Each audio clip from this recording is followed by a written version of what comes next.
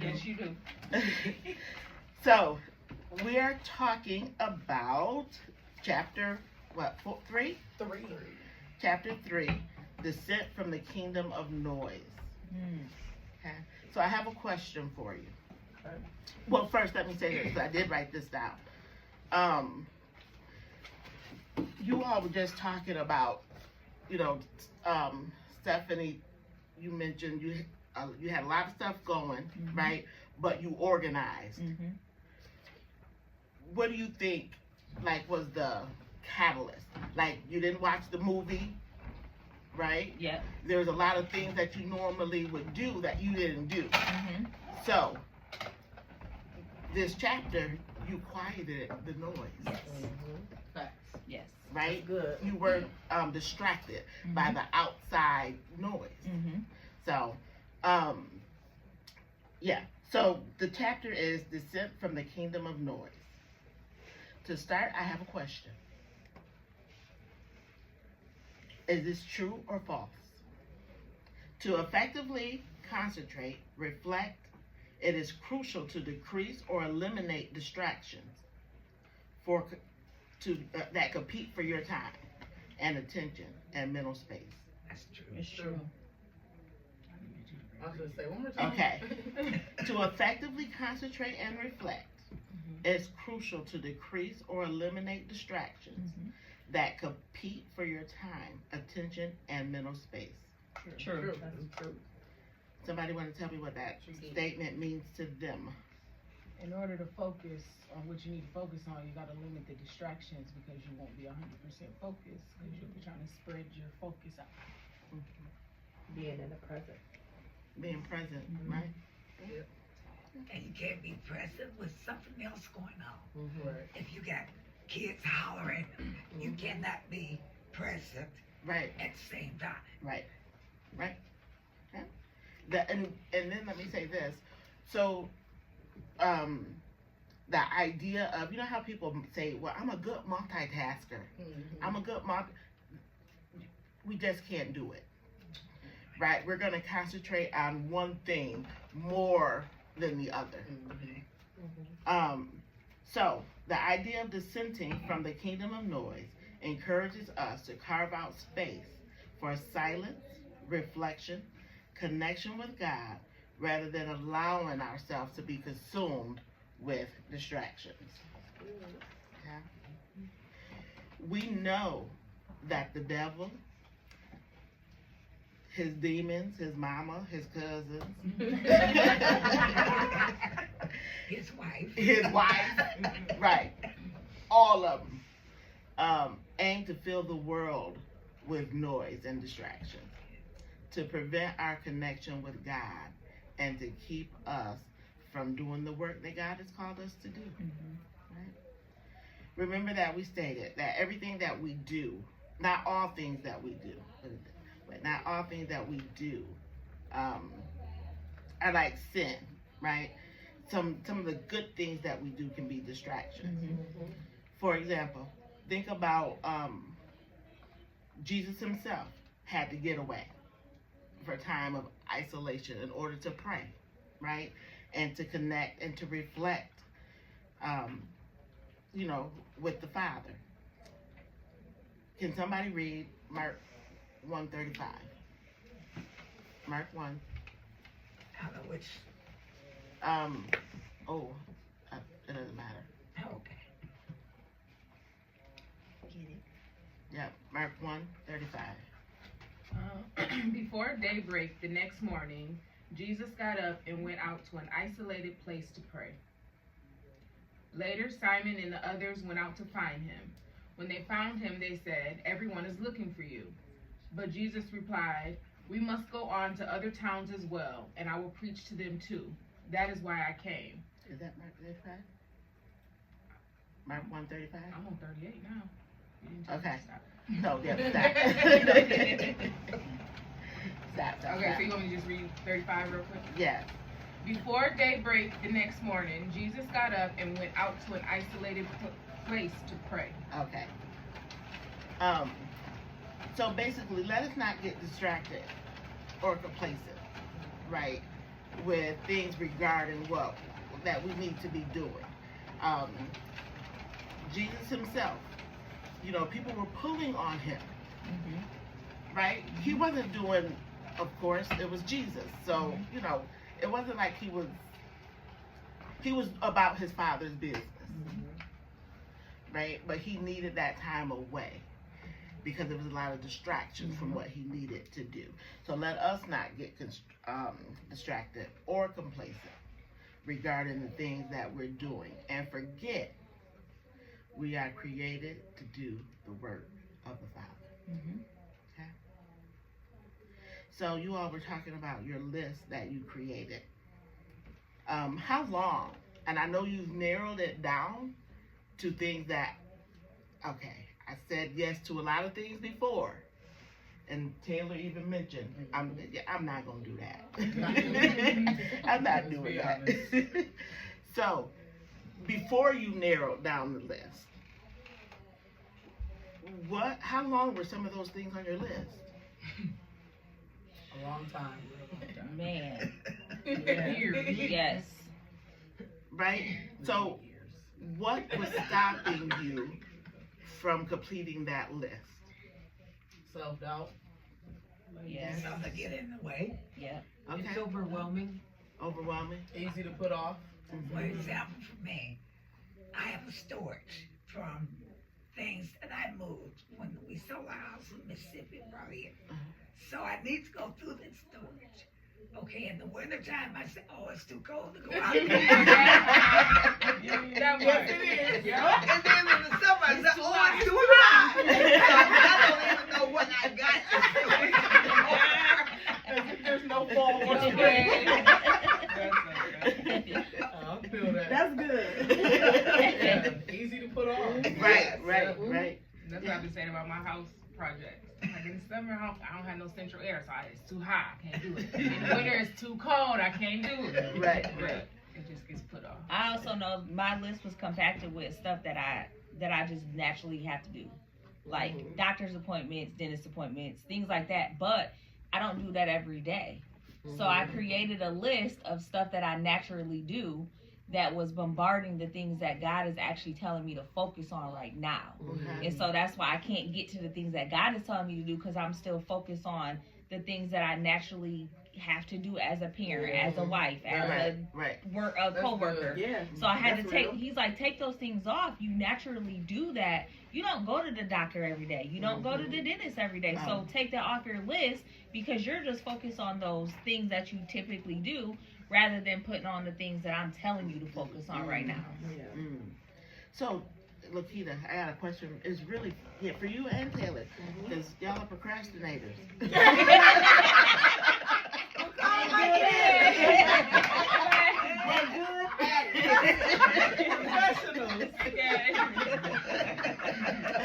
So, why do you think you procrastinate?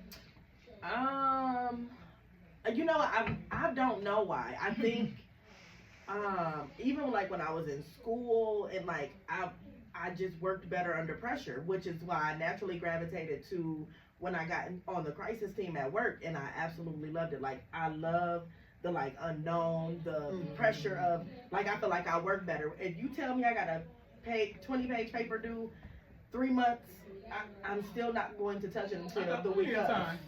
Like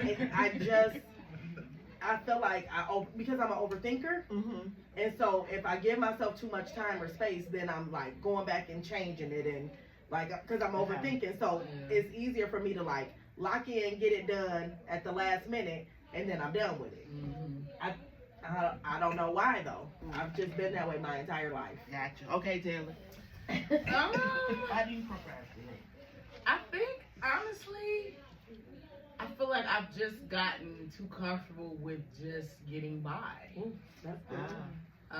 Like, if it's not something that is going to take me out, you know, then it's like, I don't know. Yeah, like, that's just a simple and very honest answer, that I know that I'll be okay. Now, if it gets to a point where it absolutely has to happen, then I'm going to get it done. Right.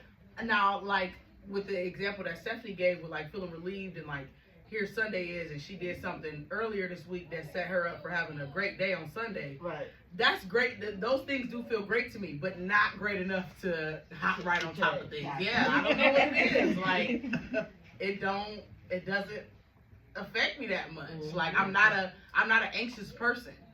So like, when I have things that I'm procrastinating on, it doesn't make me feel like, I'll be good. Like, it truly just doesn't bother me that much. Right, Even though I know that the main thing for me that I'm trying to work on it for is because I don't want other people feeling like I don't respect them or their time or the task that they need from me or whatever the case may be. I don't want people feeling like I don't care enough just because on my side of things it's not bothering me. Yeah. But it could be bothering them. So that is why I've been trying to work on like my timeliness and, you know, just kind of doing things right away, especially with being a secretary. I do believe that God has me in this role because being a secretary requires me to get things done. Like, pretty much everybody in the building is looking for me for something.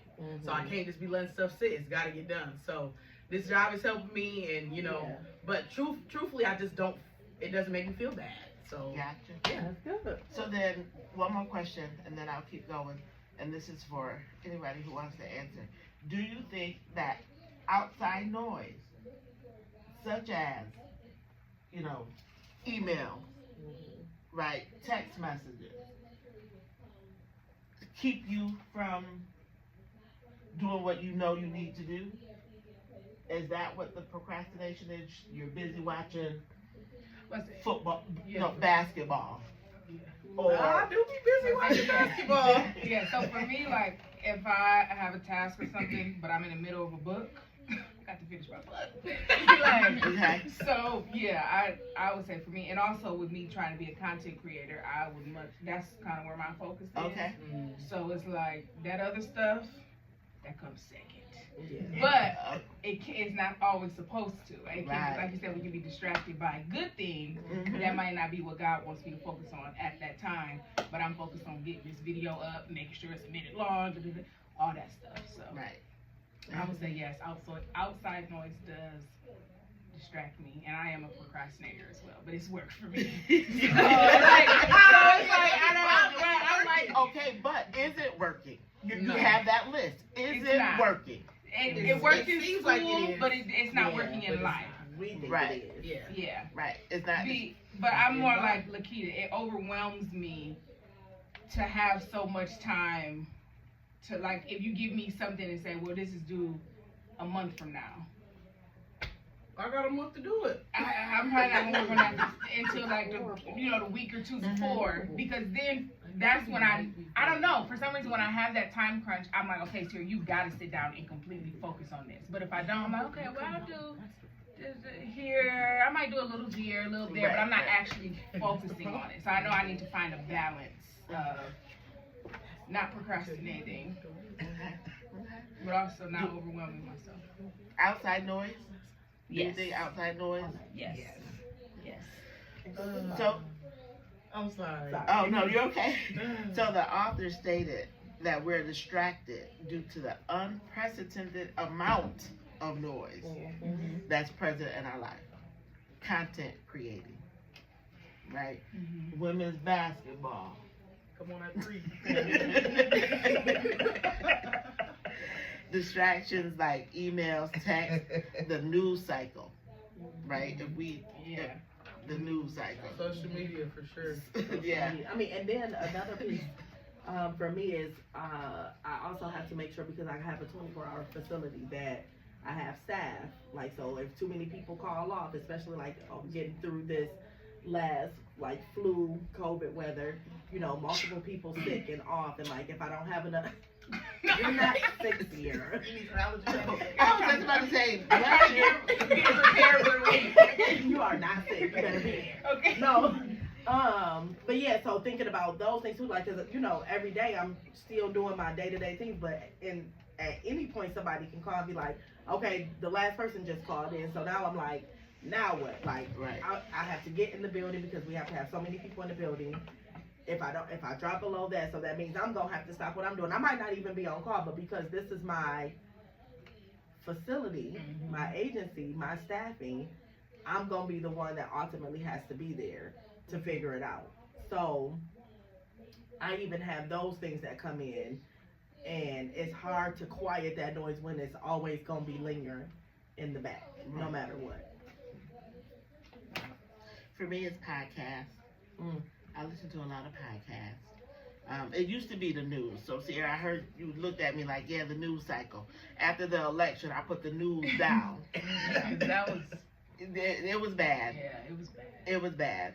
But now it's podcasts. So I spend a lot of time. Roland Martin. Oh, no, because he's political. I try to stay away from political stuff.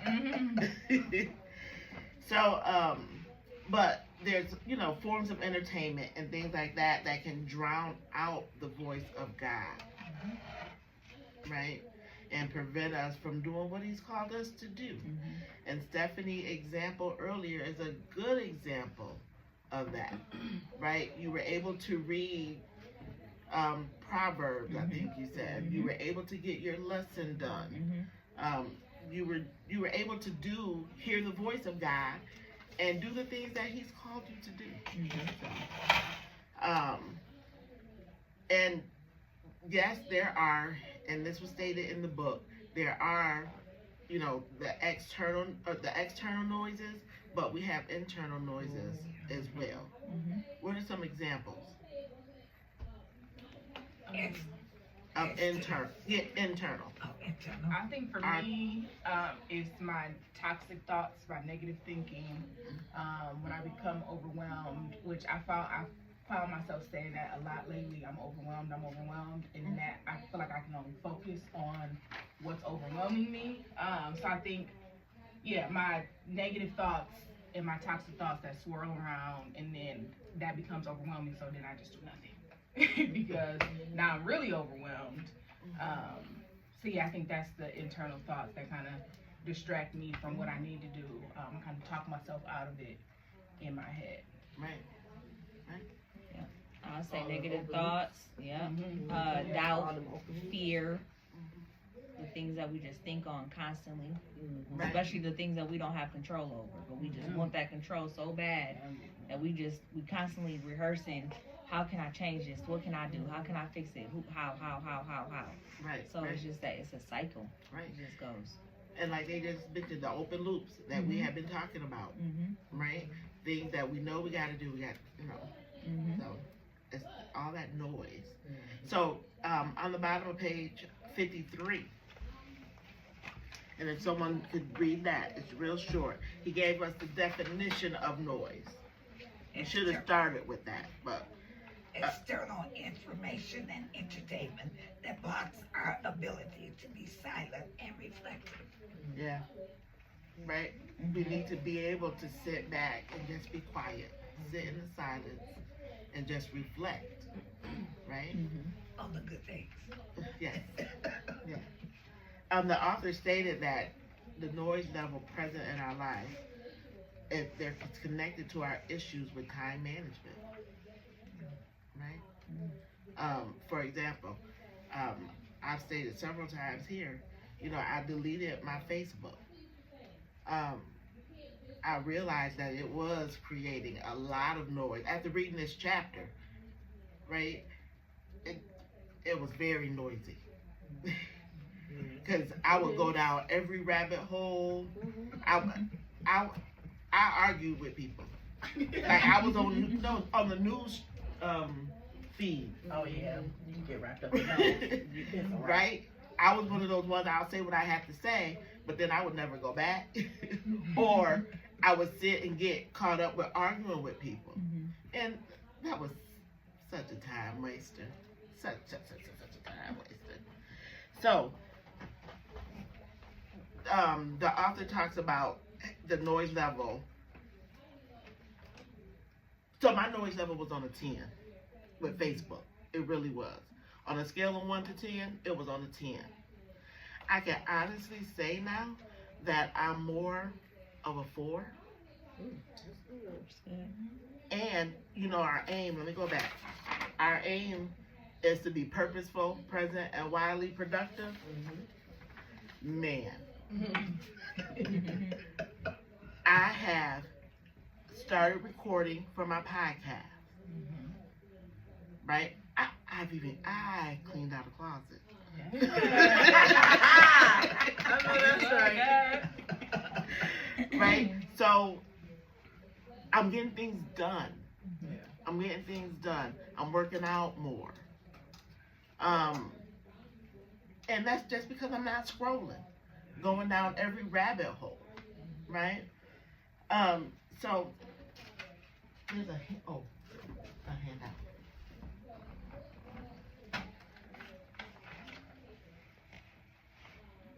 What's the handout? The challenge? Yeah, no, the reflection is that. Okay. You just need to make some copies. I did. What happened to the copies? Oh, did they get picked up over here? I made copies, y'all. Makita saw me. I did see you. I might have grabbed them up. No? Let's make some more. So they got this one, the challenge one, right? Everybody got the challenge one? No, they should have. No. Oh. I did it back to I back. saw those copies, the challenge copies. It's back to back. Okay, here's the.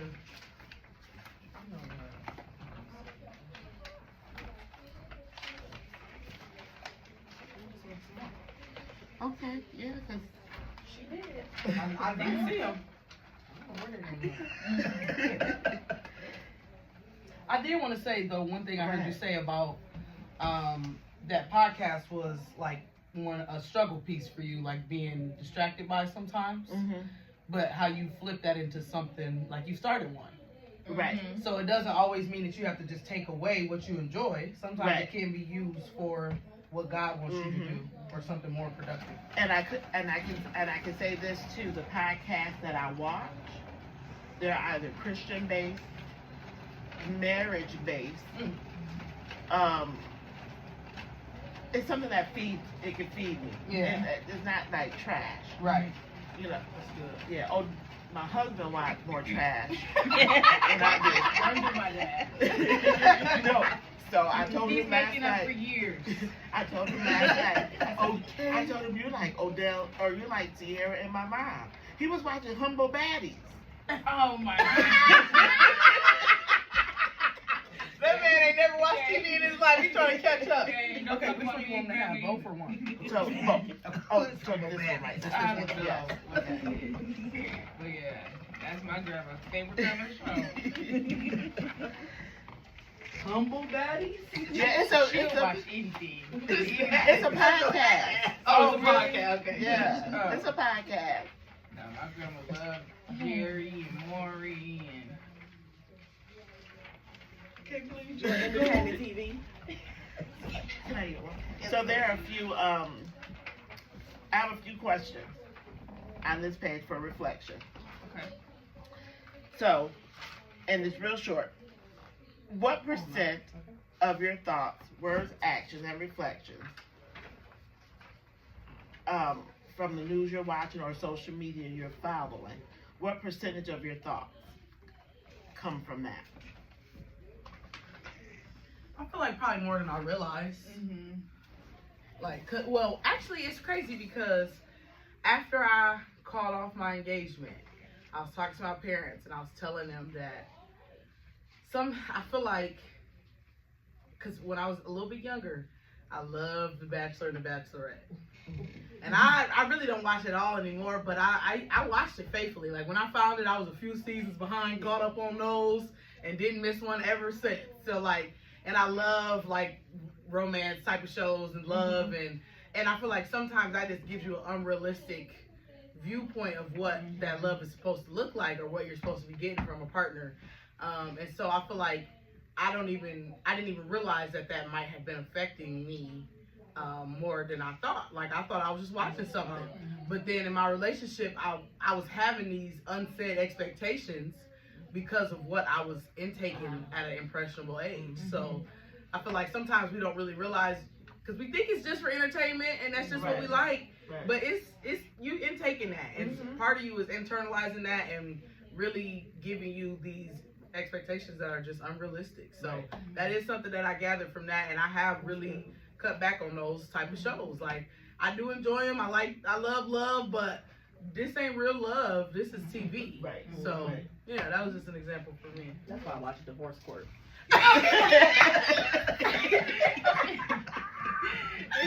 Okay. For me, it's kind of like what Taylor said, but I also read like the only kind of books that I read are like romance books.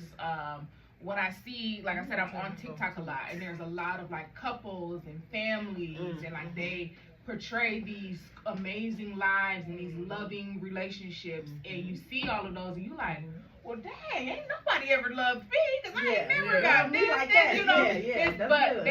they're only showing that 5% of the happiness. You don't know when they cut the camera off, they can't stand each other. Right. So Right. for me, and that's something I also talked about in therapy. Just getting away from those, you know, looking at those, or even in the books, like those. This is clearly a fictional book. It literally is fiction. Like, what are you like, girl? This man is not about to come take you out your parents' house, build you a house. Literally, everything you hear is unrealistic. But when you're always focusing on those things, you start to think, well, dang, well, nobody's bought me a car yet, so they must not love me. When God, in the Bible, it don't say nothing about buying a car equals love. So I think for me, just really taking all those, because not to say that I'm not going to read those books. I am incorporating more like self-helps, but taking that stuff with a grain of salt and focusing more so on what God says about these things and replacing the lies with God's truth.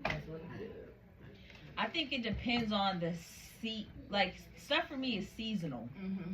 Like I don't use social media. That's just something I don't know. Like it's easy for me not to get on it. I don't have a desire to get on Facebook. Nothing. I don't even know how to use TikTok. I couldn't even tell you how to start a TikTok.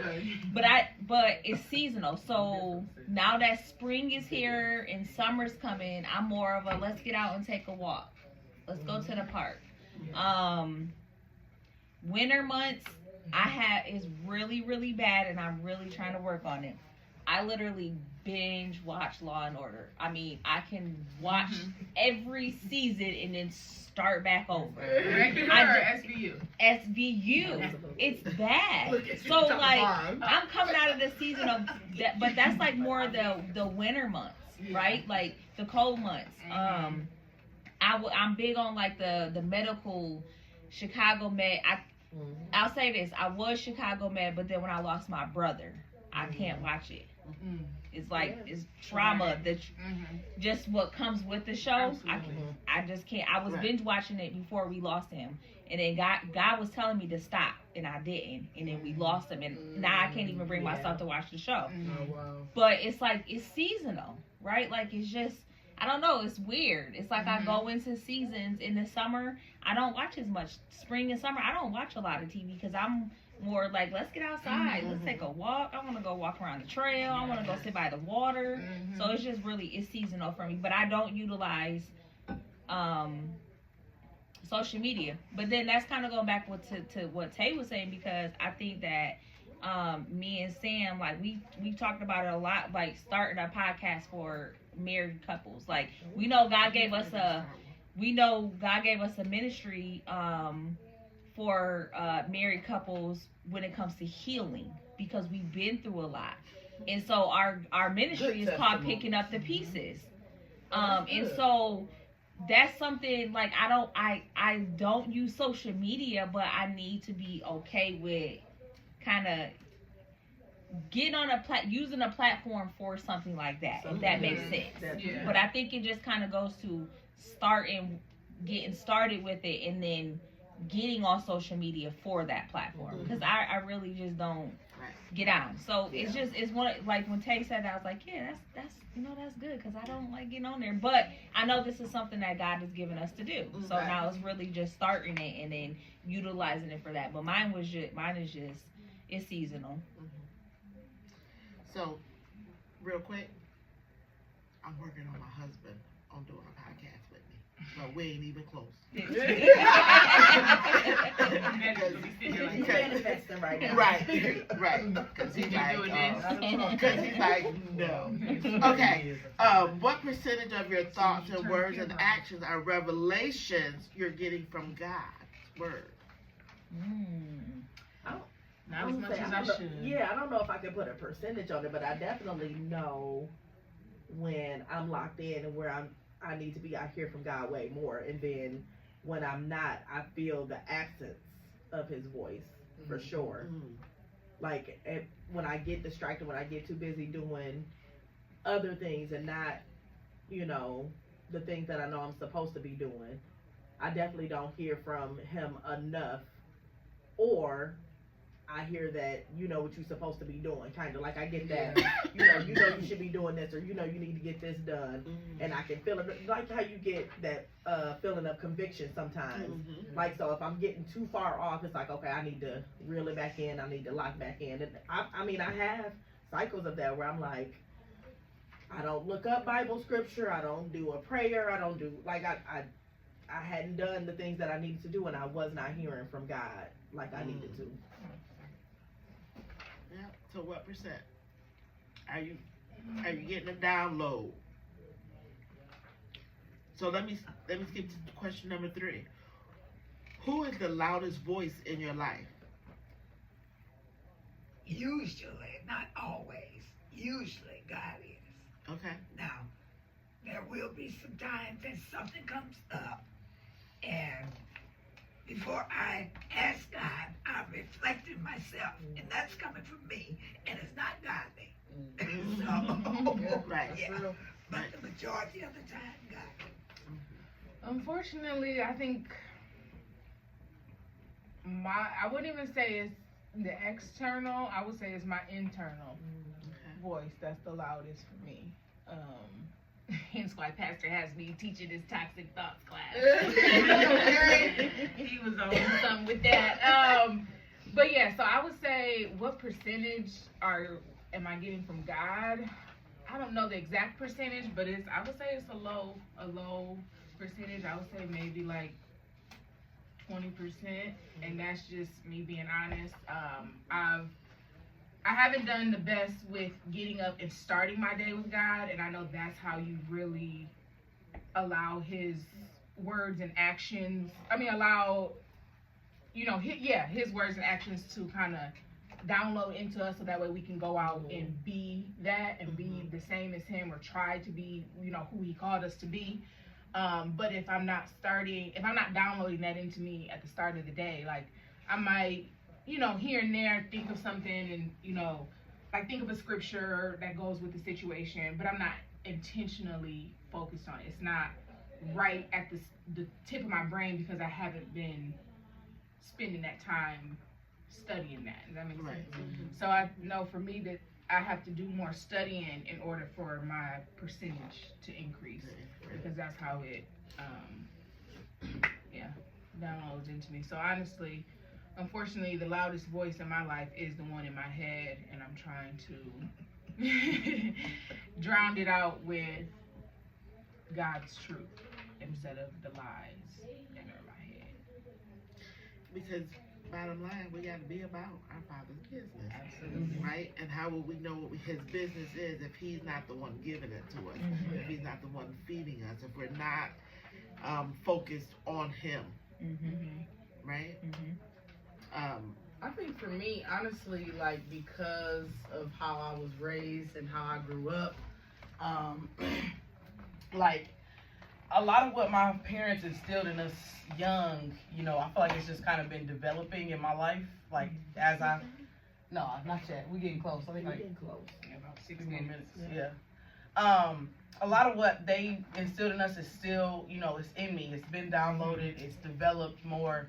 I've watched, I would say last year was the toughest year of my life, just because it was a lot of different things being thrown at me. My life changed, it like totally in every way that I could think of. Honestly, there was just a lot of big changes, and I was very surprised at the way that I was able to respond to those things. I feel like when it's the big things, God's voice is the loudest thing that I hear, which I have not always been that way. But them little things, I don't know what it is. Those little things, like my house was supposed to be done yesterday.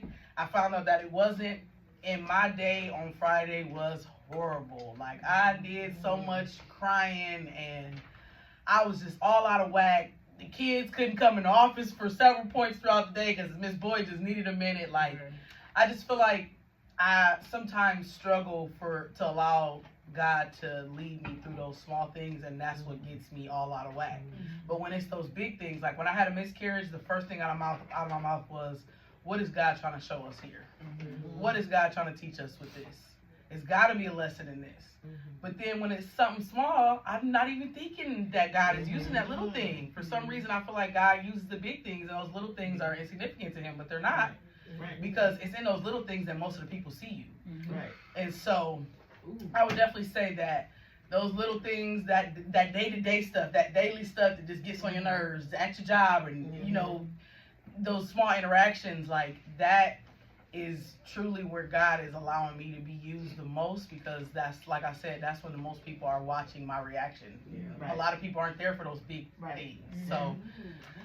So yeah, that's, I would say. And then I feel like I've heard, I can't remember who said it, I'm sure it was probably Pastor, that, you know, God should be the biggest relationship in our life. Like, that should be who you're spending the most time with throughout your day. And I'm not gonna lie, that seems crazy to me. Like, how can I spend as much time with him as I do at work? Like, you know, I'm at work for like 8-9 hours. Like, how is that even possible? Like, I don't know. So I'm still trying to find a balance with that, because I don't always feel like those emotions coming out don't mean that God is present, because God gave us emotions. So I don't know. It's a balance, but definitely, long answer short, is the big things I can let God come right on in and show me, you know, and be the loudest voice. But when it's the little stuff, and when people are watching me the most, I would say that that's when my voice is the loudest. And it, like you said, it ain't godly whatsoever what I'm thinking at that time. So I didn't realize it was so late. 10:27. So I don't even know where to go now, because I got 3 more pages. Okay, you teach the student and not the lesson. Okay, so real quick, just to go over what the book gave lists 5 ways to limit our 5 ways that we limit our ability to redeem our time. 1, noise limits our ability to think. 2, noise limits our ability to be creative. 3, noise limits our ability to cultivate depth. 4, noise limits our ability to be at peace. And 5, noise limits our ability to listen to God's voice. And that really, and he acknowledged this in the book, should have been number 1. Yep. So, and real quick, I wanted to say this because I had to Google just to make sure he knew what he was talking about in the book. Had to Google the author of the book to make sure he knew. Yeah, I had to do a quick Google research. So, in 2007, they started, it was the advent of the smartphone, but also at the same time, it started the decrease in our productivity, and also it was the mental health and anxiety became more prevalent. Wow. I believe it. That the connection is there. I'm like, wow. Yeah, because when the mobile phones came out, everybody spent more time on the phone. When it was just a house phone, you might spend a lot of time with one person, but it wasn't all the time, all day. Right. Yeah. Wow. So the then book, when it was the party lines, and you all probably don't know nothing about that. I remember the party line. yeah, get on the line, You try might to call get it, or somebody. you might not. There's like 50 people on there already. So his book title, it gave principle 3. To redeem our time in the model of our Redeemer, we must fight to block out the noise and create room for silence, stillness, and reflection. On page 67 through 77, it gives 9 practices. Right? Let your friends tell you the news. I'm paraphrasing here now. Stop swimming in infinity pools. Stop going on those news feeds, Wanda. Choose more filtered content. renounce social media, parent your phone, get comfortable with the crevices of your day, take a walk to spend time with God, write to think, journal your thoughts. Again, I've added some stuff in there, but it means the same thing. And to put quiet back in quiet time. So, Taylor just gave you all a challenge. And the challenge is, if I can find it. Can I get one, Taylor? Oh, there you go. Oh, yeah, the challenge is to take one of the practices and apply it this week. Okay. Y'all So- remember the first two? Start Start with the word. let your. Yes, be Yes, yes. yes. There we go. That part, yeah. And that the 9 practices. Quiet the noise. Mhm. Perfect. So pick either one of those 9 and apply it this week.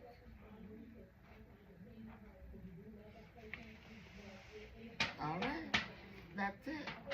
Is it 10 o'clock? 10:30. 10:31.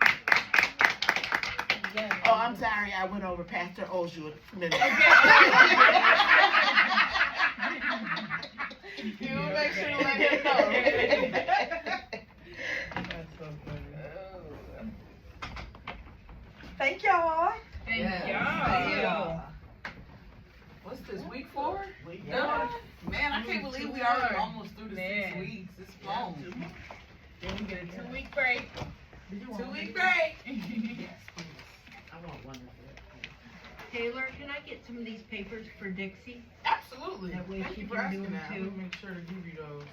And my daughter. Yeah, let me make a couple more copies. I got you. Let me not do it right here. Let you get that. Might keep her mind up. Is this your bag? Yes.